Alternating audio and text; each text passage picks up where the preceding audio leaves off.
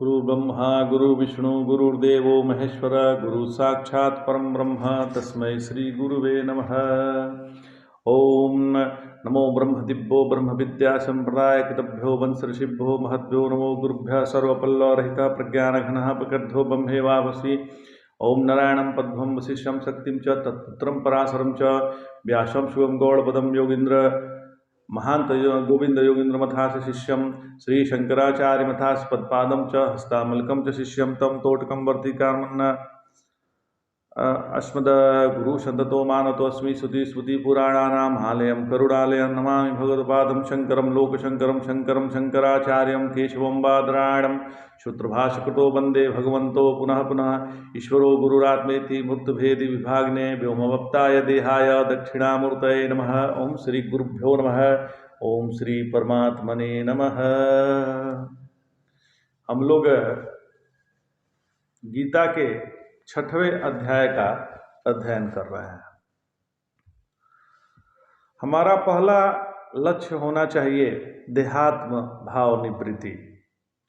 यदि यह नहीं होगा तो हम अध्यात्म मार्ग में आगे नहीं बढ़ पाएंगे। योगाभ्यास का तात्पर्य देहात्म भाव की निवृत्ति और देहात्म भाव निवृत्ति होने के बाद अब चिंतन होने लगता है कि मैं कौन हूं। मैं कौन हूं चिंतन आते ही यहीं से हम वेदांत में प्रवेश करते हैं। जब तक हम दुनिया में फंसे हैं तब तक हमारे लिए वेदांत बहुत दूर है। संयम शब्द का अर्थ है कि हमारा मन देश काल वस्तु में नहीं भटक रहा है, क्योंकि इन तीनों में ही हमारा मन भटकता रहता है। यह तीनों जब एक हो जाते हैं तो वह मन की स्थिति को संयम कहते हैं।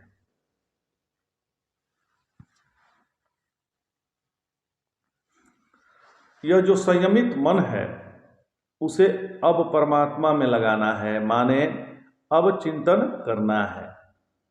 तो शरीर मन बुद्धि मैं, उसके बाद परमात्मा।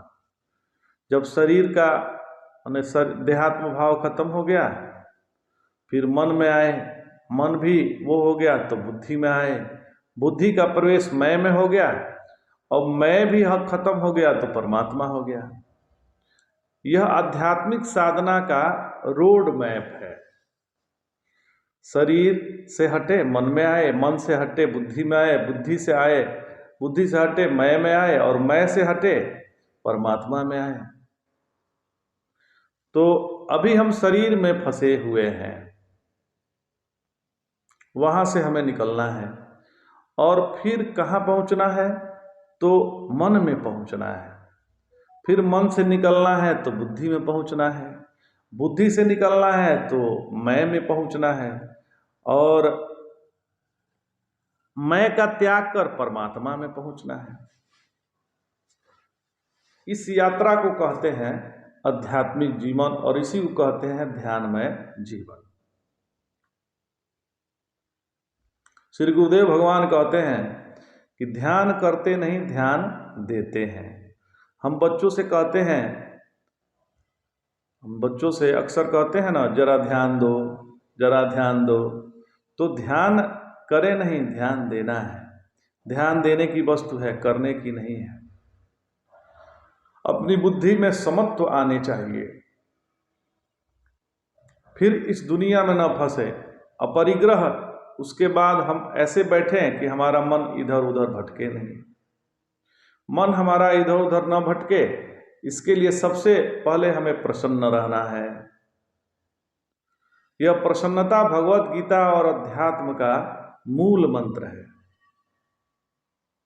भगवान द्वितीय अध्याय में कहते हैं कि जिसकी बुद्धि प्रसन्न चेतस है उसी की बुद्धि में परमात्मा प्रकट होते हैं, और जो दुखित है उसकी बुद्धि दुख में लगती है, परमात्मा में नहीं लगती। तो मन का संयम समझदारी से किया जा सकता है। हमने जिसको जिसको महत्व दिया है जीवन में, सबसे ज़्यादा वही हमको परेशान किया है। आप यदि साफ सफाई का महत्व देते हो तो आप कहीं भी जाओगे गंदगी दिखेगी। जहाँ हमने शांति को महत्व दिया, हम जहाँ जाएंगे वहाँ अशांति मिलेगी। तो पिछले श्लोक में जो ध्यान योग भगवान बतलाए हैं, अब उसका फल अगले श्लोक में बतलाते हैं। भगवान कह रहे हैं, युज्जन्नेवं सदात्मानं योगी नियतमानसः शांतिं निर्वाण परमां मत्सां स्थामाधिगच्छति। संयम चित्त योगी इस प्रकार मन को आत्मा में जोड़ता रहे, वह मेरे में रहने वाली निर्वाण स्वरूपिणी परम शांति को प्राप्त कर लेता है। इस ध्यान योग में ब्रह्माकार वृत्ति रहती है, और यहाँ ध्यान, ध्याता और ध्येय रूपी त्रिपुटी नहीं रहती है। जो त्रिपुटी है, त्रिपुटी में है ध्यान, ध्याता और ध्येय, ये तीन त्रिपुटी है। इसमें त्रिपुटी का अभाव हो जाता है, क्योंकि त्रिपुटी तो उपासकों में रहती है। यह ध्यान तो ऐसा है कि इसे ध्यान करने वाला ही जान सकता है। इसमें विलक्षणता यह है कि लक्ष्य की आवृत्ति भी होती है, तथा ध्याता, ध्यान, ध्येय की त्रिपुटी भी नहीं रहती। यहाँ युज्जन शब्द भगवान ने कहा, युज्जन बोला है, उसका शब्द का प्रयोग साधक के लिए है।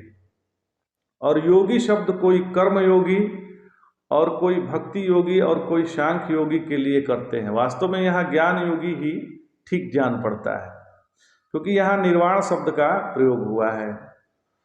अच्छा, ज्ञान होने के बाद अभ्यास की क्या आवश्यकता है? यदि ज्ञान हो गया तो फिर अब अभ्यास की क्या आवश्यकता है? तो ऐसा प्रश्न यदि मन में आए तो ज्ञान तो चौथी भूमिका में ही हो, मतलब ज्ञान तो चौथी भूमिका में ही हो जाता है, तो आगे तीन भूमिकाओं का क्या होगा? इसलिए जब तक शरीर रहे ध्यान आदि करते रहें।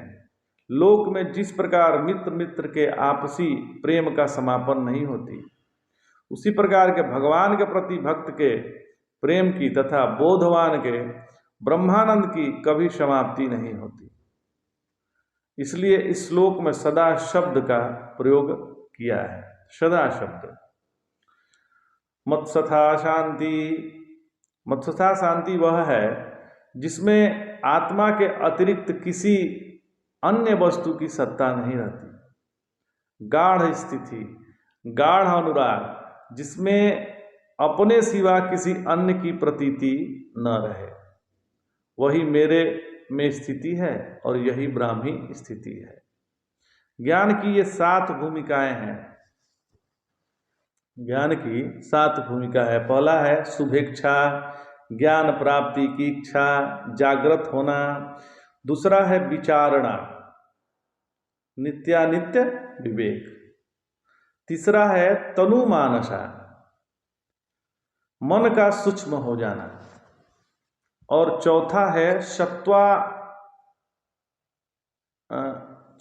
सत्वापति, सत्व गुण का उद्रेक होकर आत्मज्ञान का हो जाना। पांचवा है असंग शक्ति, दृश्य का संसर्ग घट जाना। और छठवा है पदार्थ भावनी, दृश्य की प्रतीति हो जाना। सातवां है तुर्यगा, आनंद का भी त्याग करके स्वरूप में स्थित हो जाना।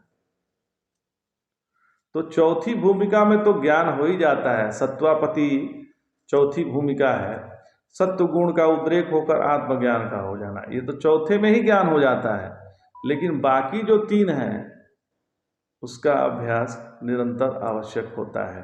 इसलिए वहाँ ब्रह्मविद कहा गया है। 5वीं भूमिका होने पर वह ब्रह्म विद्वर हो जा कहा जाता है। 6ठी भूमिका ब्रह्म विद्वरियान कहा जाता है, और 7वीं भूमिका होने पर वही ब्रह्म विद्वरिष्ठ कहा जाता है। तो नारायण चित्त की अवस्थाएं 5 हैं। कौन कौन है? तो पहला है क्षिप्त, दूसरा मूढ़, तीसरा विक्षिप्त, चौथा है एकाग्र और पांचवा है निरुद्ध। तो क्षिप्त जो है खाने पीने और सोने आदि में ही लगे रहना, ये क्षिप्त है। और मूढ़ जो है अकर्मणता, स्तब्धता, निद्रा, आलस्य में समय बिताना, ये मूढ़ता है।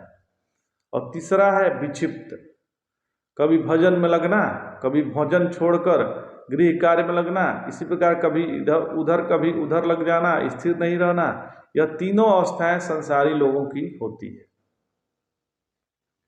एकाग्र वृत्ति का मतलब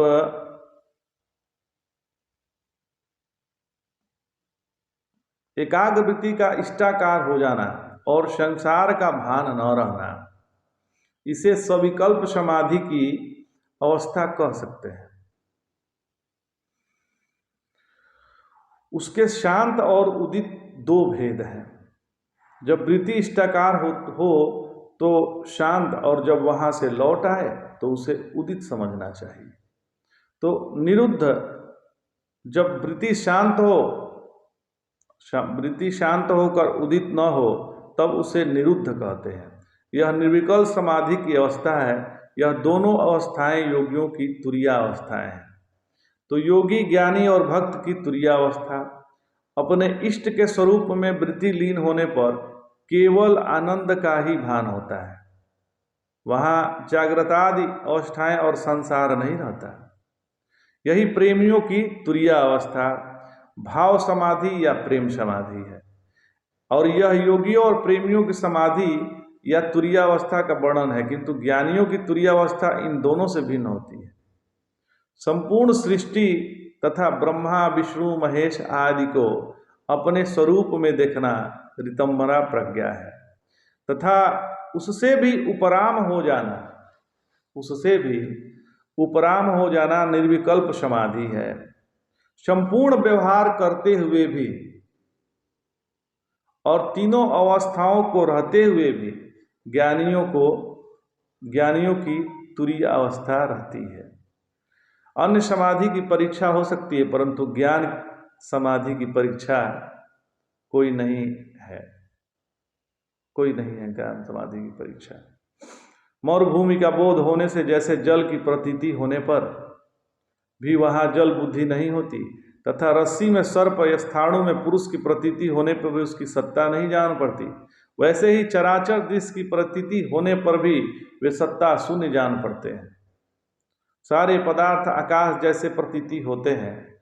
यही ज्ञानी की तुरीया अवस्था है। इसके अतिरिक्त ज्ञानी की कोई अन्य तुरीया अवस्था मानते हैं वे भूल में है।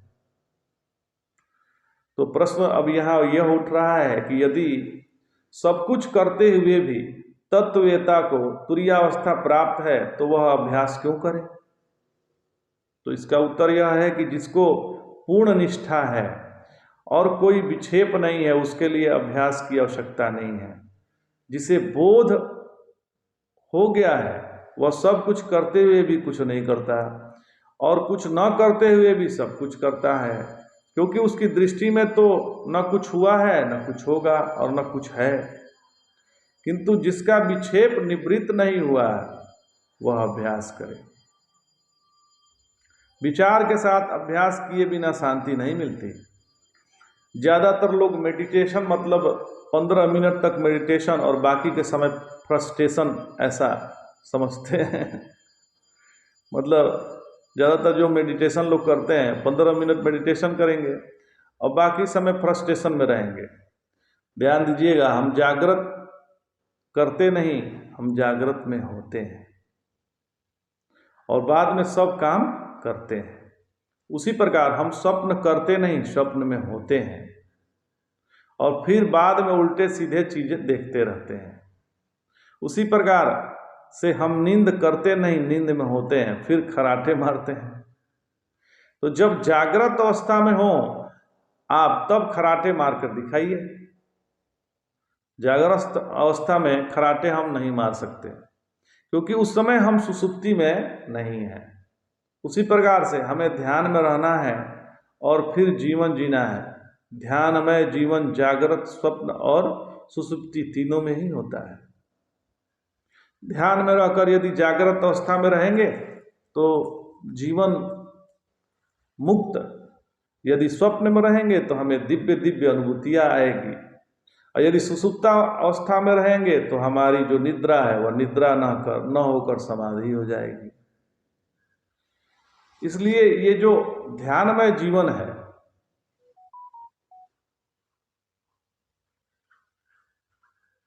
वो तीनों अवस्थाओं में ओतप्रोत हो जाता है। यहाँ जो भगवान ने ज्ञान निष्ठा और उसके बहिरंग साधन अधिकारी और उसके लक्षण बतलाए, अब उसके आहार विहार का वर्णन करते हैं। नात्यस्नस्तस्तु योगो अस्ति न चैकांत मनश्रतः न चाति स्वप्नशीलस्य जागतो नैव चार्जुन।